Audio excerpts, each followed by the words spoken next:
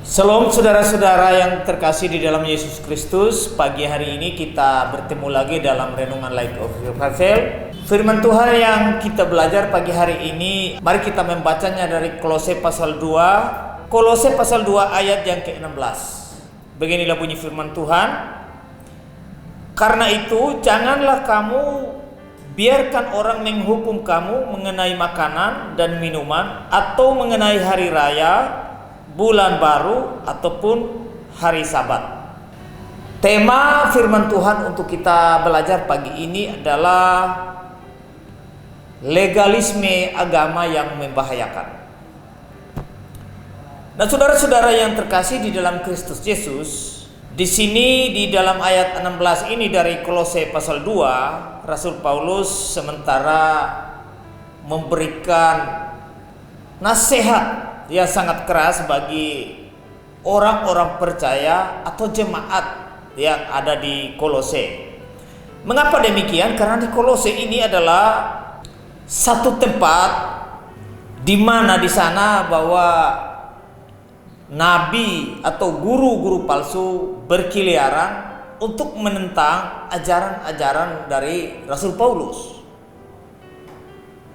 Mereka justru dalam ajaran-ajaran palsu atau ajaran-ajaran sesat ini menekankan pada hal-hal yang bersifat jasmania, yang bersifat aturan-aturan yang dalam agama, itu yang mereka ajarkan. Dan ketika mereka mengajarkan hal-hal yang bersifat aturan atau hukum, dan mereka mengatakan mereka akan selamat dengan aturan-aturan tersebut. Karena itu saudara-saudara,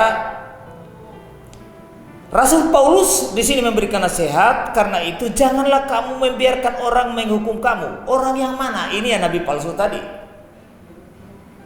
guru-guru palsu, orang sesat yang datang mengajar kepada jemaat atau kepada orang-orang percaya yang ada di Kolose. Mereka adalah orang yang sudah percaya kepada Kristus. Mereka ini adalah orang yang sudah percaya pada Injil yang disampaikan oleh Rasul Paulus. Tetapi setelah Paulus mengajar mereka bahwa satu-satunya jalan keselamatan hanya melalui Kristus saja, tetapi ada juga nabi yang lain datang, yaitu nabi yang palsu, mengatakan bahwa mereka kalau taat pada aturan, mereka kalau mau beribadat pada hari Sabat atau hari Sabtu, pasti mereka selamat. Dan memang sampai hari ini ajaran ini saudara-saudara masih sangat populer di kota ini, terkhusus di kota Kupang, di NTT sini. Mereka mengajarkan bahwa mereka lah yang gereja pada hari Sabat atau hari Sabtu itu yang masuk surga. Itu menurut ajaran yang berkembang hari ini, populer. Dan orang-orang yang mengajar itu, mereka memaksa orang lain bahwa memberitakan Injil kepada orang lain dalam tanda kutip, bahwa kalau tidak gereja pada hari Sabtu atau hari Sabat, kita akan pergi ke neraka. Sehingga yang akan pergi ke surga hanya mereka saja yang gereja pada hari Sabtu. Nah ini saudara-saudara, ini salah satu bantahan dari Rasul Paulus, salah satu nasihat dari Rasul Paulus kepada jemaat yang ada di Kolose, bahwa jangan kamu membiarkan orang menghukum kamu mengenai hari Sabat. Nah saudara-saudara, memang kalau orang-orang yang sudah mengaku Kristen tidak pernah belajar Alkitab dengan baik, tentu pasti akan ditipu, akan terpengaruh oleh rasul-rasul palsu yang ada pada hari ini. Dan memang rasul-rasul ini saudara-saudara akan semakin banyak, akan semakin berkembang sesuai dengan kitab suci. Karena memang kitab suci mengatakan bahwa firman Tuhan mengatakan bahwa pada ujung akhir zaman ini akan tambah banyak nabi-nabi palsu yang akan memalsukan ajaran untuk orang-orang yang ada di dunia ini. Karena itu saudara-saudara yang terkasih di dalam Kristus Yesus, dengan penuh kerendahan hati saya mohon pada pagi hari ini, jika saudara ingin memperoleh keselamatan kekal di surga selama-lamanya, tidak ada cara lain. Percayalah kepada Kristus sebagai Tuhan dan Juru Selamat. Bukan kau beribadah pada hari apa, tetapi apakah sudah punya iman pada Kristus atau tidak. Kristus tidak pernah janji bahwa keselamatan itu ada pada hari Sabat atau ada pada hari Sabtu, pada hari Jumat atau pada hari Minggu. Tidak. Tapi Kristus janjikan keselamatan itu hanya melalui iman kepada Dia sebagai satu-satunya jalan kepada Allah.